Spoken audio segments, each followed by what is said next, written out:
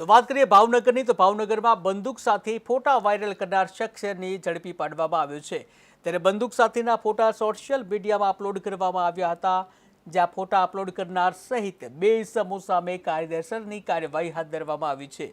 ત્યારે હથિયાર બંદૂક કિંમત ₹5000ના મુદ્દામાલ સાથે ઝડપી પાડવામાં આવ્યા છે। ત્યારે જેસર પોલીસ મથકમાં કાયદેસરની કાર્યવાહી હાથ ધરવામાં આવી છે। ત્યારે ભાવનગરમાં બંદૂક સાથે ફોટા વાયરલ કરનારને આખરે ઝડપી પાડવામાં આવ્યો છે। સોશિયલ મીડિયામાં બંદૂક સાથે ફોટા વાયરલ કર્યા હતા, જ્યાં બંદૂક સાથે ફોટા વાયરલ કરવા ભારે પડ્યા છે। બંદૂક સાથેના ફોટો સોશિયલ મીડિયામાં અપલોડ કરવામાં આવ્યા હતા અને જેને લઈને પોલીસ દ્વારા કાયદેસરની કાર્યવાહી કરવામાં આવી હતી।